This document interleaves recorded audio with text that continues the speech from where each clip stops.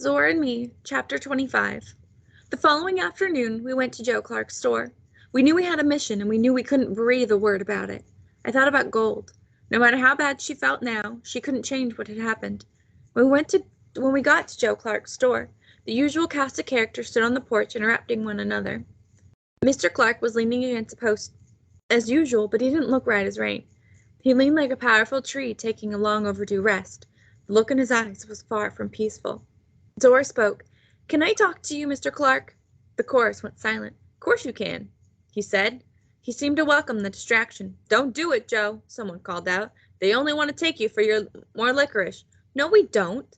Zora said it so calmly that Mr. Clark could tell she was dead serious. He ushered us into the store and led us to the small office in the back. The desktop was covered in papers, receipts, bills of lading, and long sheets of numbers in rows. I looked at the shiny varnished legs of the desk. They held the shape of sturdy branches. Zora dove into the conversation like skipping rope. She just jumped right in. "I overheard you talking with Gold out by the Levin Pine." Mr. Clark stared at Zora for a moment, taken aback. "What did you say, child?"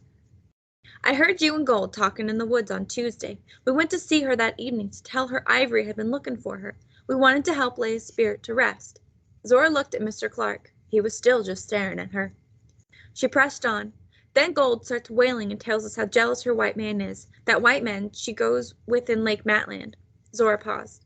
"She thinks he maybe killed Ivory." Joe Clark was at a loss for words. Zora, sensing his shock, talked more and faster. "We haven't told a soul, Mr. Clark. Not until yesterday when we saw old Mr. Ambrose by the lagoon. I told him everything because he helped bring me into this world, and you can trust someone who done a big thing like that for you. And he said you could trust him too. He told me to tell you that he knew you would do justice in Eatonville. He wanted you to know that he'll do justice in Lake Matland." Joe Clark sat back in his chair, looking winded. None of us spoke. Then he stood up and turned his back to us for a long minute. When he turned around again, he looked like his old self. I was so relieved that I burst into a grin, but Zora wasn't so quick to end our talk. She wanted more answers. Now that we knew who Gold and Ivory were and how Joe Clark knew them, and maybe who had taken Ivory's life, there was one piece of the puzzle still missing. And Zora, determined to know everything, demanded the final answer. "What about Mr. Pender? Did he want to be a gator more than a man?" Mr. Clark looked at us thoughtfully before answering. "Yes and no," Joe Clark said, squinting. "Pender got dealt more hurt than he knew how to play. He lost his mama and daddy early on. His mama's family were poor sharecroppers and they didn't need another mouth to feed, so he was raised working for white folks, but like a slave, not like a child. He grew up feeling like a whipping post. He was grown when he heard about Eatonville and came here, hoping there was enough work from colored folks that he'd never have to deal with white folks again. At first, folks tried to bring him into the circle of town life, but he just couldn't put his hurt and mistrust away. He knew how to work wood, but he never learned how to be friendly with folks, and never learned how to let folks be friendly with him. He kept to himself, and after a while, folks got used to hiring him for work, but otherwise leaving him be." Mr. Clark stood and stretched his big bone legs. "This desk right here, Mr. Pender made it for me. He was blessed with the power to take plain wood, scraps too small to be worth much to anyone, and carve them and shape them and paint them into something else." He reached into a drawer and drew out a lion mask so detailed that Zora and I gasped. Mr. Pender breathed life into wood. When his fears threatened to swallow him up, he faced them down with the masks he made. His art scared off his fear.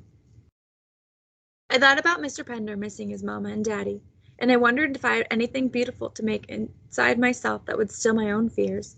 Then I thought about Gold.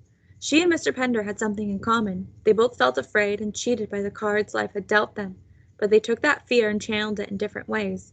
Mr. Pender took his fear inside and locked himself in a room alone.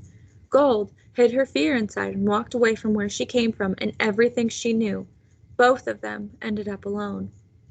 The bad things that happen to you in life don't define misery. What you do with them does. When Mr. Pender and Gold could have chosen connection, they chose solitude. When they could have brought loving themselves to loving someone else, they wore masks instead and shunned love's power. You can't hide from life's pain, and folks that love you would never expect you to. Zora and I sat with that a moment. Joe Clark's lips spread across his face in a closed-mouthed smile. It was a sad smile, but reassuring. "I'm going to do justice, girls. But sometimes justice works better in silence. You didn't do wrong to tell me Mr. Ambrose, but don't tell anyone else what you know. Let justice take its course now." When we reappeared on the front porch of Joe's store, our pockets and mouths full of licorice sticks, the men of Eatonville broke into an uproar. "Joe, you let those two little girls sucker you into giving them treats again," one man said. "Watch out, Joe," said another. "These two gonna leave you bankrupt." "Giving don't got a thing to do with going bankrupt," Joe Clark answered. "Holding back does."